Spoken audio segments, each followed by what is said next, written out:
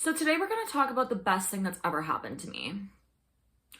After my cats and my girlfriend, of course. Hello everyone, welcome back to my channel. My name is Jessie and today we are going to be tier ranking the Tortured Poets department, including the anthology. Basically, all these new 31 tracks, we are ranking them. Before I rank them, I do want to give some context to my ranking by explaining my journey with the Tortured Poets department.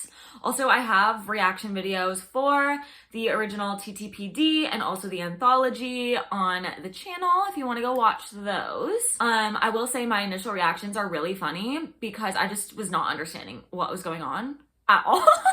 Sometimes I would understand, but it did not click who this album was about for a long while. So that might be a frustrating watch, but you can also just stay here and watch this one because I think I definitely have a better idea as to what is going on now. So my journey with the Tortured Poets department is that I just had it in my head, oh, this is about Joe. There was no world in which this was going to be about Maddie Healy. Primarily, I know Joe is still on the album and there are songs that are could be about both of them, but I'd say 85% of this is Maddie Healy. And I was not expecting that on any planet. So when I was reacting to the songs, I was just so in the Joe mindset that nothing was really making sense. So I wasn't connecting to them. Again, there was just no world in which I thought, oh, this is about Maddie Healy. It didn't even cross my mind. Then when I understood, oh, that's what this is about, the floodgates opened up and my understanding in relation to this album, it just burst open. I was like, this is the best thing that's ever written. It's funny because my initial reaction of TTPD and the anthology was okay, this is some songs are her best work, but I'd say overall I find the album mid. Then when I really listened to it again and again and again, and I really got to know the album, I was like, oh, okay. This is my favorite Taylor Swift album of all time. I'm not joking. This is personally my favorite Taylor Swift album because I have a Maddie Healy in my past.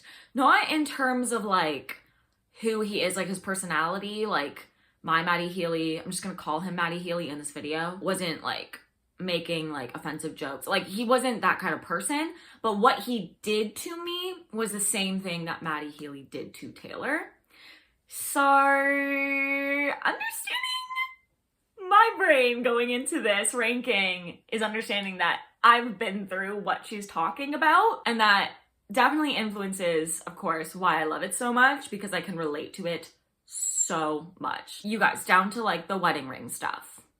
Down to the talking rings and talking cradles stuff from a situation. I'm not even kidding, okay? But yeah, that's kind of my history with the album before we go into the rankings, that you guys can more so understand why I'm ranking certain songs the way that I am. But before we get started, I am a singer-songwriter myself. My brand new music video for my song Victory just came out. Roll the trailer.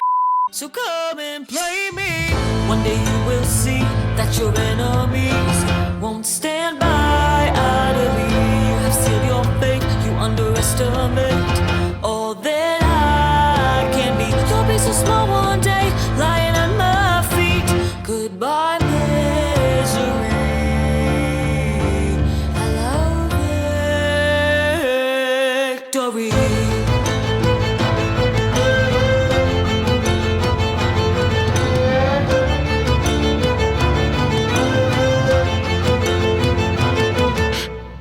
If you like what you see and hear, you can watch the music video. It's literally my favorite music video I've ever done. Please go watch it and support it if you like it. Also, my debut album Gravity came out. Victory is off my debut album Gravity. I'll link that down below. You can listen to it below anywhere. Spotify, Apple Music, YouTube Music, wherever you want to listen to music. Speaking of Spotify, feel free to follow me on Spotify and on Instagram so you can stay updated on everything. I post some cute little reels over there. Don't forget to subscribe, ring the bell so you can stay updated on all my new videos when I post. Give this video a like if you end up liking it. And let's get into the ranking. Okay, so let's go through my little tiers. So first off, at the top, we have All Too Well 10-minute version, Taylor's version from the vault. because that's the greatest Taylor Swift song ever written. And to me, there are many songs in this anthology work that are just as good as All Too Well and go into that category for me. That's my God tier. Okay, then we have Obsessed. Obviously, I love these songs. I'm obsessed with them. Then I have Love It. I love it so much. I've got I Like Her, and then I have Not For Me. So I'm gonna go in order of the album. And I'm just doing TTPD in the anthology, but I couldn't like find a tier ranker with just that. Sorry. Yeah. Oh, I should like go like this, right? Yeah, I'm doing that. Okay. Sorry. Fortnite featuring Post Malone. So I feel like Fortnite is the perfect album opener. For me, how I view Fortnite, especially with help from the music video, is that she is in the asylum. This is the post-mortem. This is essentially the summary of the entire album. It's the thesis of the whole album. She's saying, this is what the album is going to be about. And I think that Fortnite takes place after Joe, after the whole Maddie Healy situation, when she's just sitting there reflecting, going, what the actual fuck was that? She's like, what just happened to me? What freaking planet was I on? She's like getting treatment almost for what the hell just happened. And I think that's why it's in such a very like monotone, depressed kind of tone. And the production is very monotone as well. I think that it's just, she's literally sitting there being like, did I imagine all of that? Am I crazy? What literally happened to me? So for Fortnite, I'm going to put it in I Love It. Next is the Tortured Poets Department. I've seen a lot of critiques of the line, you left your typewriter at my apartment, straight from the Tortured Poets Department. Like, who uses typewriters anyway? For some reason, people don't get that line. I think it's genius because she's literally like, oh my God, you're so dramatic. You're so silly. Like, you're so silly. And I can see that you're silly. I'm literally still so in love with you that it doesn't matter that you're being like so cringy and pretentious right now. Like, I don't even care because I'm so in love with you. Who else decodes you? She's literally saying like, we're literally both crazy. We're both crazy. And that's like why we work. I think it's great context for the relationship. I am also going to put this one in I Love Her. Love it. My boy only breaks his favorite toys. This one, I appreciate the information that it gives us. I do feel like the toy metaphor is quite heavy-handed. I feel like she has better metaphors elsewhere in the album. I just feel like it doesn't leave much to the imagination. It's kind of like, yeah, I was a toy and he kind of broke me. It's like, there's not really much more you can say to that. And I really like the, like that melody I really like. So I think I'm gonna put it in I Like It, because I do like it and I like the context that it gives us for the rest of the album. I'm putting her in I Like Her. Okay, next up is Down Bad. Here's my experience with Down Bad. When I first heard it, I was like, oh yeah, like that's cute, that's catchy. Like down bad, crying at the gym, teenage petulance, fuck it if I can't have him. And I was like, yeah, I appreciate it. I think it's cute, whatever. And before I really understood the lyrics, I probably would have put it in I Like It. When I first reacted to it, I thought the lyric was beat me up. Like that first lyric, I thought it was beat me up.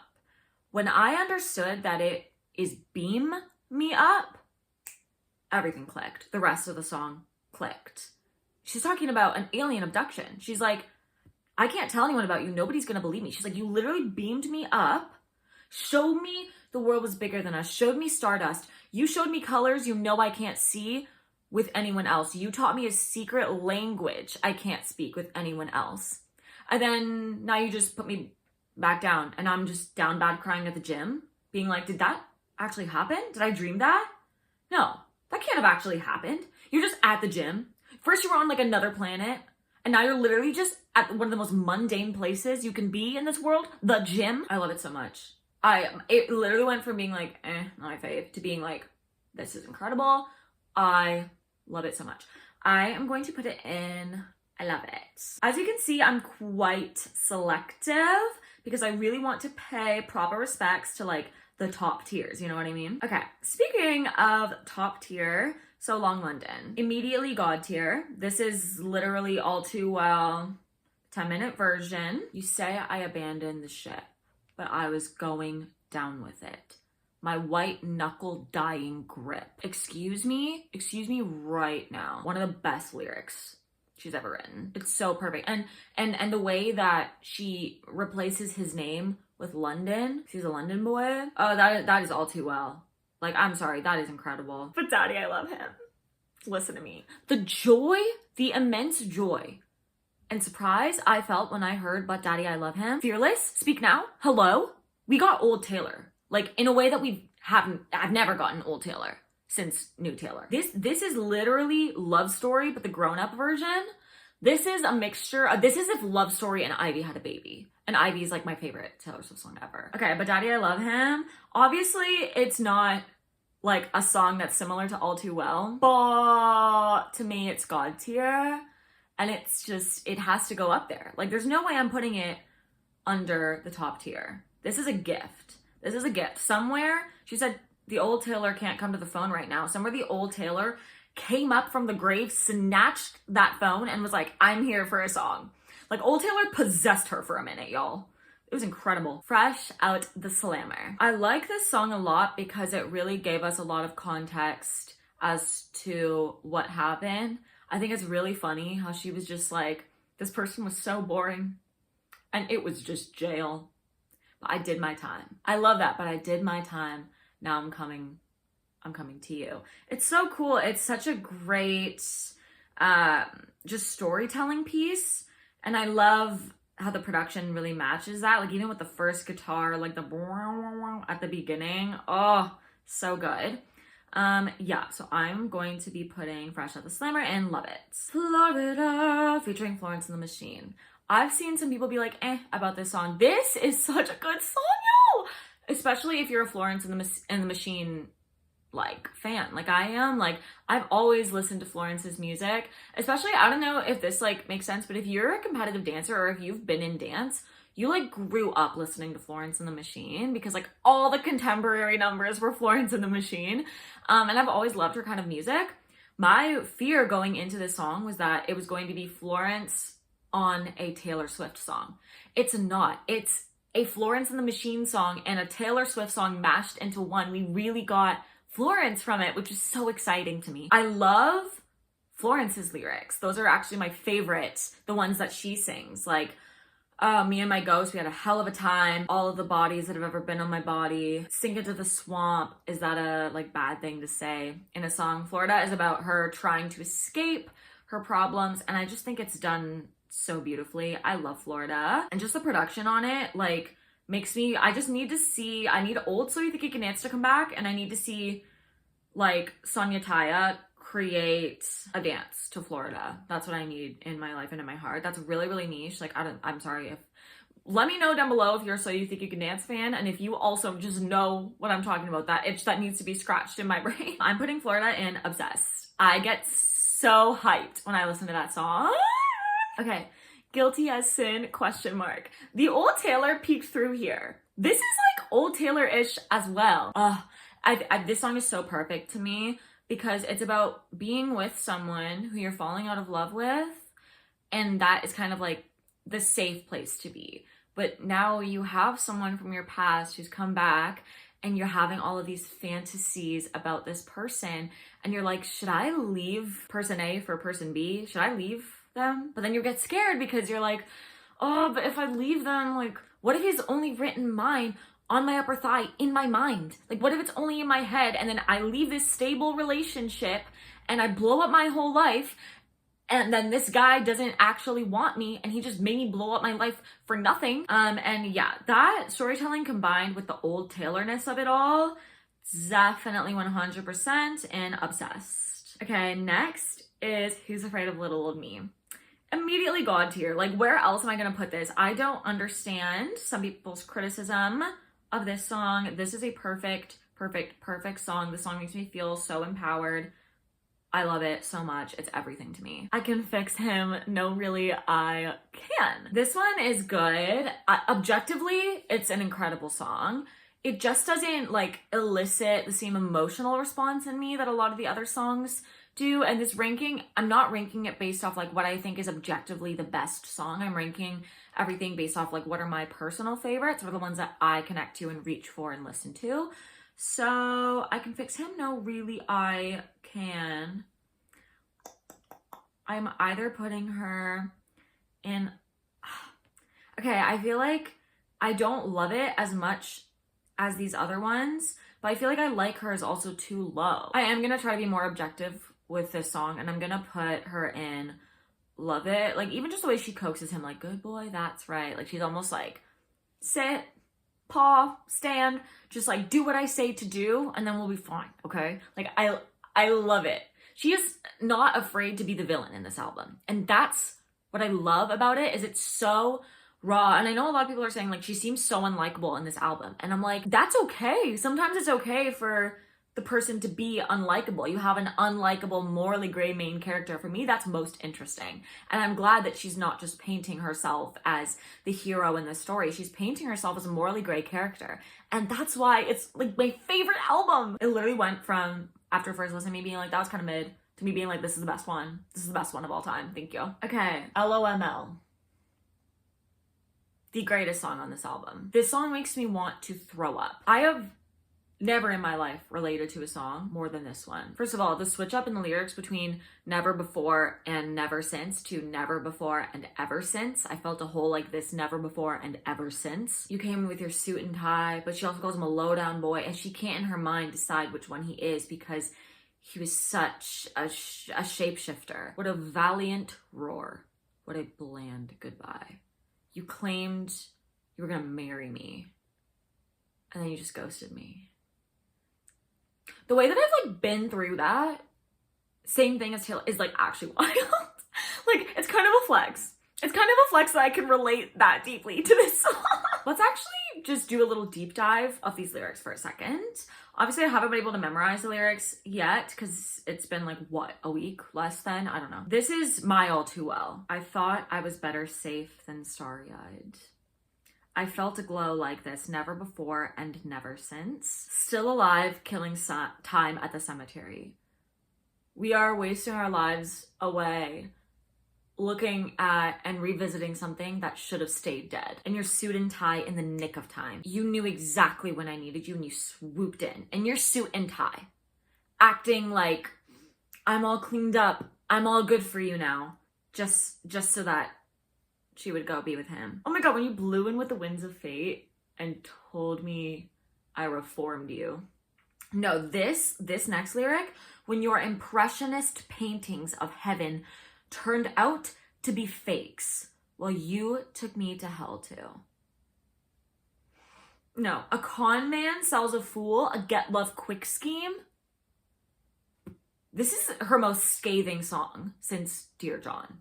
It is so scathing and I relate to it so much, oh my god. I felt a hole like this never before and ever since. Bro, this bridge is actually offensive, it's sickening, and she deserves jail for writing this. Dancing phantoms on the terrace. Are they secondhand embarrassed that I can't get out of bed because something counterfeits dead? The way that if my Maddie Healy came up to me and was like, hey, I would have kidnapped him and taken him to a dark room and just plopped him on a chair with a desk, like, you know, like those like in the, with the detective, the old detective, and then you get a flashlight and you're just like, why? Why did you do it? Why did you do this? Just tell me why. Literally, I can't get out of bed because something counterfeit is dead. Something, like, I'm like, you weren't even real. You were just this like made up thing, and I made you up in my mind, and I filled in all the blanks in my mind, and you made me believe this, and then you're counterfeit. You're literally not even real, dude. And just the imagery of the dancing phantoms on the terrace, like, I actually can't. It's disgusting. It's disgusting. It was legendary. It was momentary. It was unnecessary. Bro, why? I just want to know why. Just tell me why, please. What is it, in 30 years? Will this all be declassified? I hope so. I just want to know why. This is another one of my favorite lyrics. Oh, what a valiant roar. What a bland goodbye. The coward claimed he was a lion. I'll never leave. Never mind. our field of dreams engulfed in fire. Your arsons match your somber eyes, and I'll still see it until I die. You're the loss of my life. The way what happened to me will literally haunt me till the day I die. Like, I will be on my deathbed and I'll be like, damn, can't believe that actually happened to me. That's actually crazy. I cannot express enough how this is the best song she's ever written. Like, hands down to me, this is her magnum opus. This is the greatest piece of work she's ever done. Whenever I listen to this song, I cry without fail, and I feel like sick to my stomach, and I'm like heaving, sobbing, not just like little tears, like heaving, sobbing alone in my room. It's like, I need to stop listening to this. It's actually bad for me. Okay, LOML, obviously God tier, all too well. I Can Do It With a Broken Heart. I love this one. It's so fun. Oh my God, when she's like, all the pieces of me shattered as the crowd was chanting more. It's so freaking good. Oh my gosh, definitely putting it in. I love it. It's just such a bop. It's so fun. And I think it's also so funny that it's right after LOML. It's giving Red vibes. Like how Red was just such a whiplash album. It's such whiplash. And I love that because that's how getting over a relationship feels. My criticism of the Red album critique, so that it's not cohesive. And I'm like, breakups are not cohesive. It's not all sad and then all like, ha ha ha, I'm so happy, I'm trying to get over. She's going like this. It's a roller coaster, and that's what a breakup and a breakdown feels like. You're singing All Too Well, and then all of a sudden it's your fucking 22nd birthday, and you're partying. You're like, this is the best day ever. And then you go to bed, and then you cry yourself to sleep. Right? Anyway, The Smallest Man Who Ever Lived. God tier. Absolute God tier. Were you sent by someone who wanted me dead? For me, the lyric just like, will all this be declassified? And you'll explain why you did it, and I'll say good riddance. Because he's like, I don't even want you back. I just want to know if resting my sparkling summer was the goal. That's the thing. That's what I was saying before about like, if he literally came up to me, I'd be like, stay out of my life, you weirdo. I just want to know why. I just like, what's wrong with you? I just want to know. I just want answers. I just want answers. I never got closure. And that was the thing that I needed the most was the closure. She just wants closure. Also, like, the kicked out the stage lights, but you're still performing. Dude, the bridge on this, crazy. This is All Too Well level for me. Like, I've never ranked an album like this where I've had so many on God tier. Usually I'm like way more selective than this, but for me, I can't be more selective than this. It's like, these are all God tier songs. Like, I can't get over it. Okay.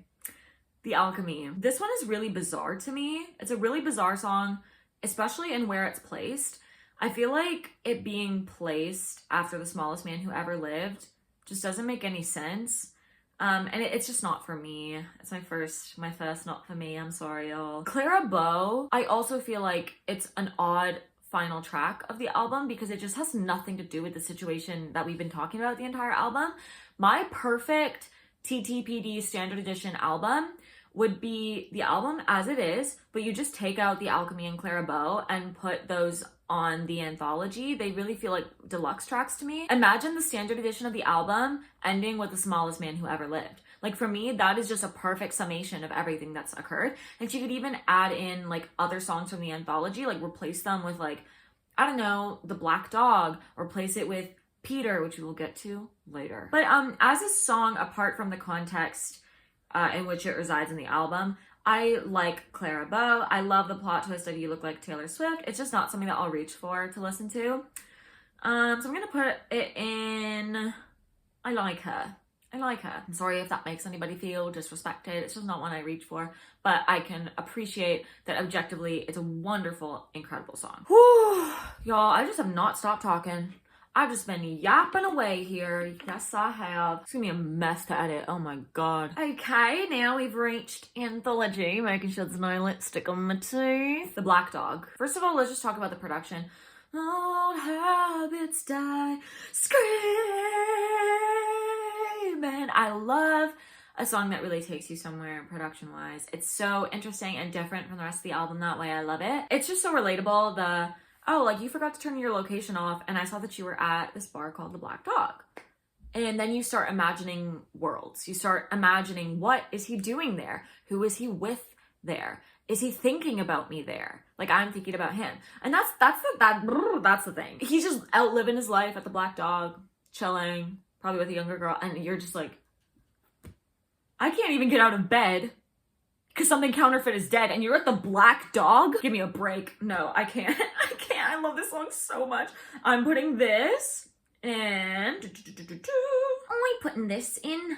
Obsessed. Yes, I am. I'm gonna get you back. Oh my god, this one's a fun one, and I really do enjoy the lyrics. Like, we're leaving here handcuffed. Like, we're leaving here together even if it's handcuffed. I think it's so funny. I know a lot of people have been comparing it to the Olivia Rodrigo song. Are they the exact same premise? Yes. Are they done completely differently? Yes. Did one girl copy another? No, absolutely not. Olivia's obviously came out first. Taylor said that she spent the last 2 years writing this album. They're both genius songwriters.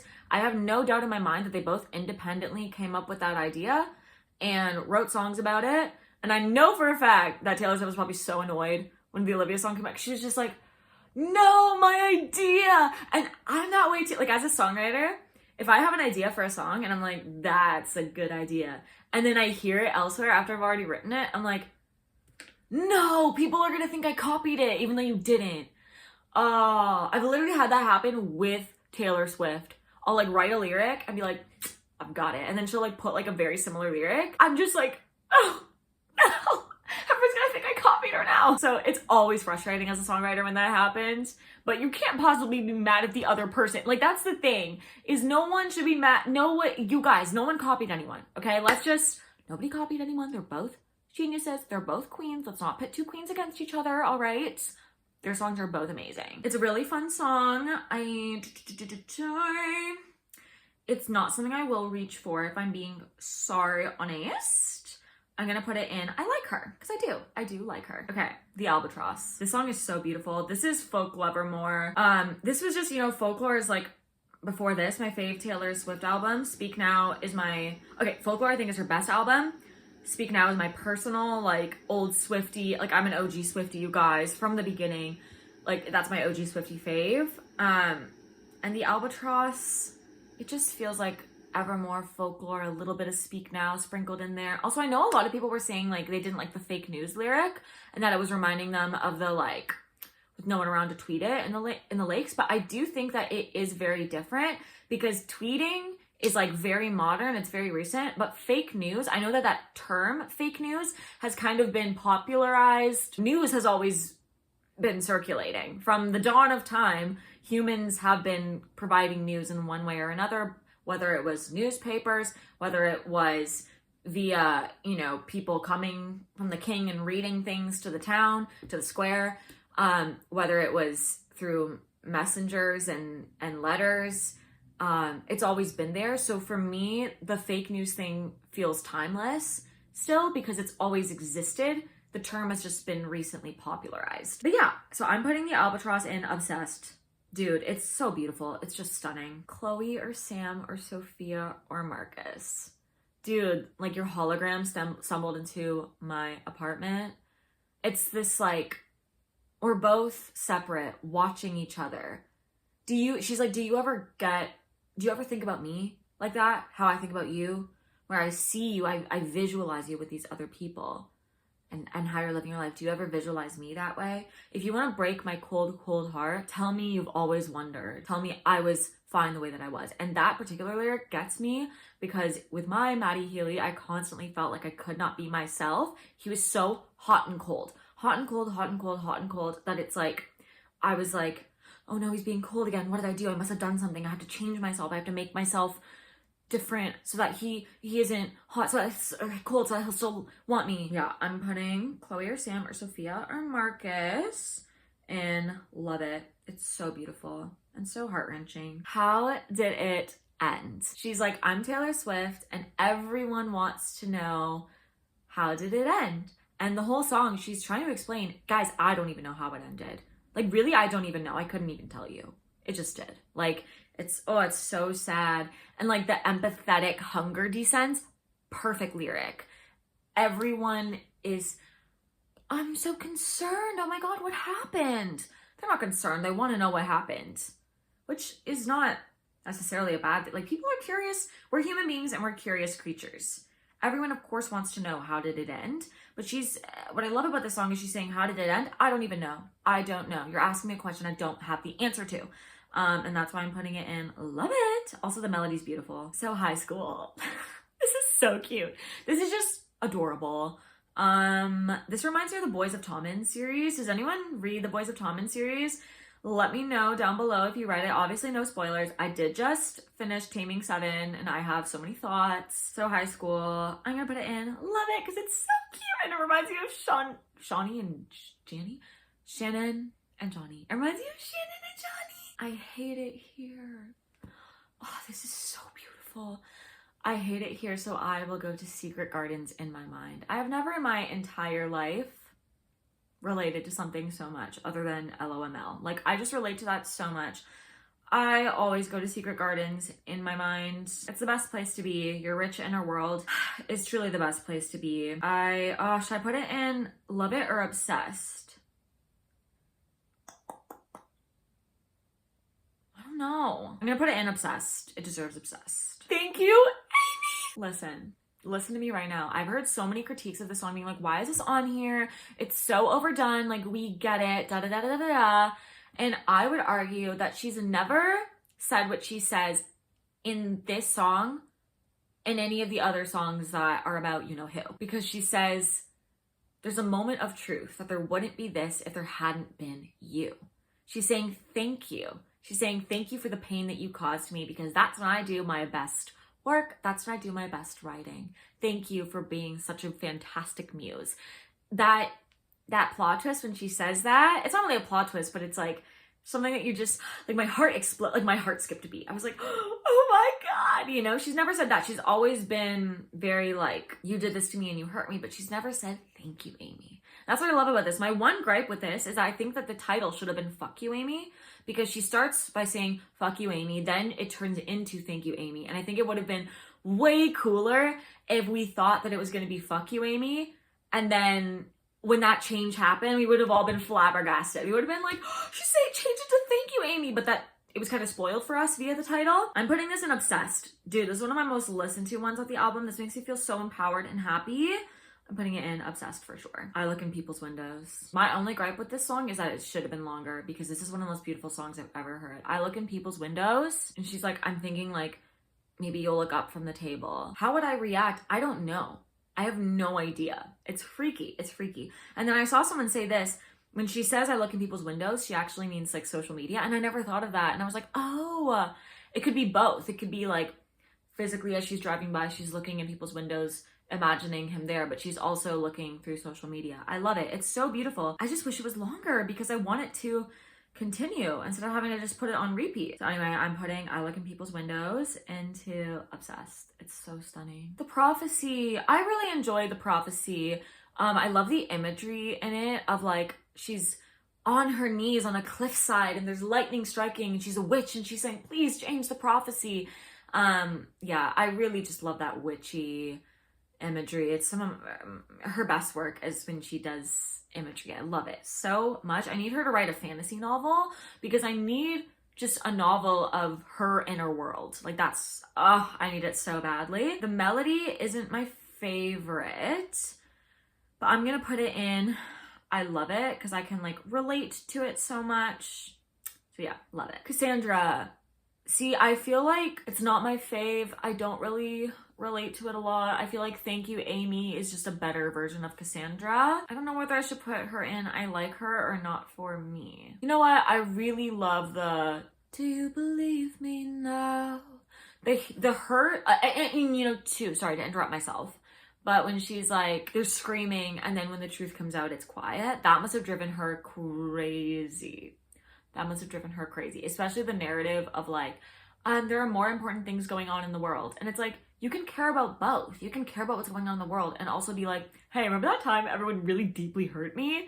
I was right. Like, you have a right to be like, I told you so. I told you so. And I feel like she felt like she didn't really get to say, I told you so, because then people would be like, oh, Taylor, be the bigger person. I'm like, when you got literally ruthlessly bullied and no one believed you and now people are believing you because new evidence came out, I think she has a right to be like, I told you so. So you know what? I'm going to put it in I like her.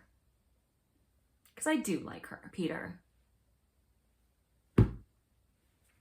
People are misunderstanding Peter so much. People are not giving Peter the clout that it deserves. Peter is my second favorite song off this album. After LOML, it goes LOML, Peter, but Daddy, I love him. First of all, I need to point out the connection between Cardigan and Peter. Peter losing Wendy. Who did she say that song was about? Who did she say that song was about? On stage, she said, I love you. This song is about you. To none other than Maddie Healy. She then writes, Peter. The imagery, the storytelling, she was there with him flying with the Lost Boys. She didn't want to come down, but she said, I have to go. I have to grow up. I can't stay here forever. And she said, I'll wait for you. And he said, okay, I'll come back. I'll come back after I grow up. And she goes to her little apartment in London. She says, I can't confess that I waited, but I let the lamp burn. If you see my reaction, that's the song I sobbed to in the anthology reaction. I can't confess that I waited, but I let the lamp burn. As the men masqueraded, I hoped you'd return. I can't explain to you how deeply that lyric affects me. She's like, I'm not gonna hurt myself by waiting, but I'm always going to live with hope. Promises oceans deep, but never to keep. The most painful feeling in the entire world is shattered hope. And this is that song. And when she says at the end, the woman by the window, who is Wendy, my cat's in the litter box, has turned out the light. She said, I'm done now. I actually can't listen to Peter or I'll just cry. Like, I listen to it and then I cry every time. I need people to understand Peter. I need you to understand Peter. Because Cardigan is a song of hope. I know you'd come back to me. It's a fictional tale of what it would be like if he came back. And when he did, he hadn't grown up. He was still a lost boy. Like, it gives me chills to think about the fact that this woman wrote Peter. Please, I need you to understand Peter. I need you all to just understand the genius that is Peter. I cannot hear any Peter slander. That's like the one song that I'm like, do not slander Peter. Can you hear yeah, you can definitely hear my cat in the litter box. I'm sorry. Okay, obviously God tier. All too well. Yeah. The Bolter. Okay, I really like the Bolter. I think she's so cute. I love the imagery of it. I love the story of it. It's very Old Taylor coded. The storytelling feels very much like country storytelling. I also love the start with a kiss, so we can't keep it alive. It's such a good melody as well. Love it. I'm putting it in. I love it. Robin. Okay. This one's just not for me. I think it's so sweet. She wrote it about Aaron's son. I love that. It's just not for me. I'm so sorry if that offends anyone. It's just not for me. I'm so sorry. The manuscript. I love the manuscript because it always makes me cry when she says, like, one last trip to your shores. It's gonna make me cry again. One last trip to your shores. All that's left is the manuscript, but the story's not mine anymore. She's like, I'm putting it out. This one makes me cry as well. Where'd it go? There it is. I think eventually it'll definitely make it up to Obsessed because it makes me cry, but I just haven't listened to it as much as some of the other ones, probably because it's the dead last song on the album, so I don't always get there. But now and then I reread the manuscript, now and then I still think about it. But the line about one last trip to your shores, it's giving Narnia. I'm gonna cry again. Yeah, I'm putting it in. Love it. Okay, y'all, that is my official ranking of the Tortured Poets Department. Let me just scroll down and make sure I didn't happen to miss anything. No, I didn't. LOL, not 3 sad virgins being in the ranking. That's so funny. But yeah, that's my ranking. Let me know in the comments how your ranking differs. Let me know about the songs that you're like, girl, how dare you not put that in God tier. I'm always open to hearing other people's opinions for sure. Please don't forget to go watch the Victory music video. It's the project that I'm like the proudest of in my life so far. So yeah, definitely check out my music on Spotify, Apple Music, YouTube Music. Follow me on Instagram. It's a fun time over there. We can connect a bit more. Once again, don't forget to subscribe and ring the bell. It really helps me out. Give this video a like if you liked it. Give this video a like if you hated it. And I will see you next time. Bye! How many more times today am I gonna go listen to this album? That is the question.